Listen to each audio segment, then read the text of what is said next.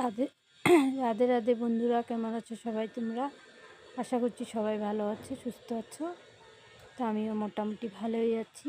আমার সমস্ত কাজ শেষ হয়ে গেছে। ভাতটাত খেয়ে রান্নাঘর গুছিয়ে নিয়েছি, কাপড় উঠিয়ে নিয়েছি। তো এখন দেখতেই পাচ্ছেন পিছনে আমাদের বড়ই গাছ আছে। তো আমার খাওয়ার পর কোনো কিছু মিষ্টি জাতীয় জিনিস বা টক খেতে ইচ্ছা করে। অনেকের অনেকটা খায় তো, খাওয়ার পরে কেউ পান খায়, কেউ কী। তো আমার এরকম টক জাতীয় জিনিস নাহলে মিষ্টি খেতে ইচ্ছা করে।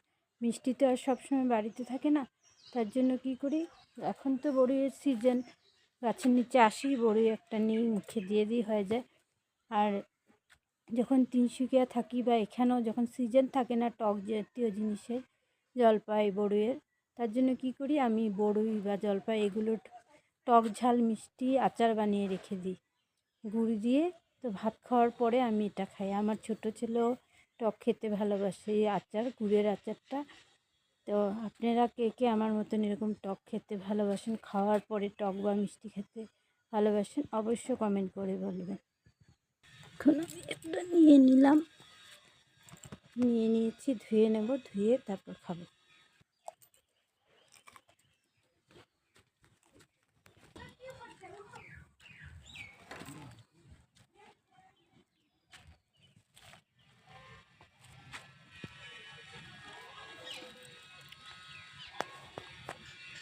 আমাদের এখানে রাস্তাটা একটু দেখে নিন।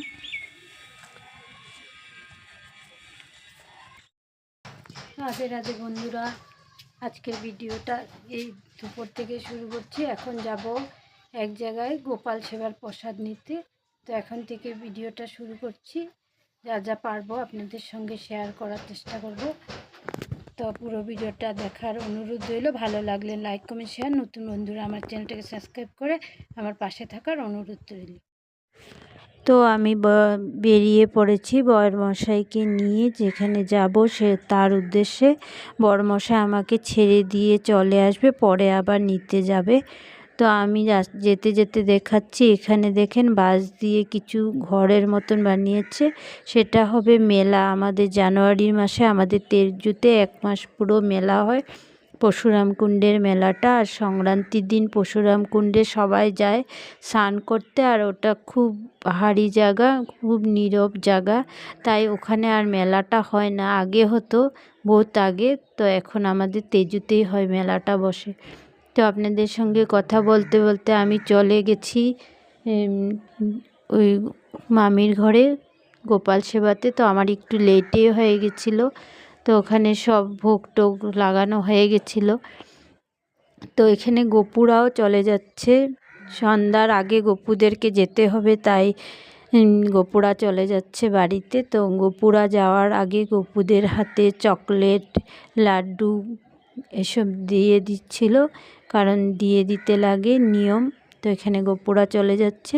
তারপরে আমি প্রসাদ নিয়ে তারপরে চলে গেছিলাম আমার এক ননদের ঘরে। আর আমার খুব ভালো লাগে, যেখানেও যাই আমি আগে সবার ঠাকুর ঘরটা দেখি, ঠাকুর দর্শন করি, এবং সবাই কীভাবে নিজের ঠাকুরকে গুছিয়ে সুজিয়ে সুন্দরভাবে রেখেছে সেটা দেখতে আমার খুব ভালো লাগে।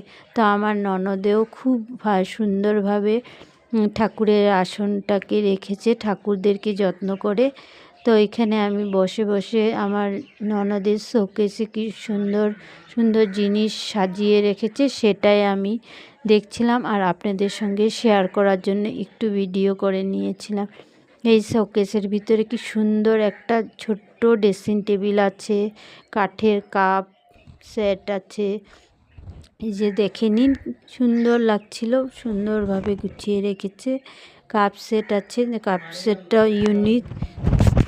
এখানে দেখতে পাচ্ছেন কিছু মেডেল ও প্রাইজ, এগুলো আমার ননদে ডান্স করে, আগমনীতে ডান্স করে আর নানান রকম প্রোগ্রামে পার্টিসিপেট করে, এগুলো পেয়েছে।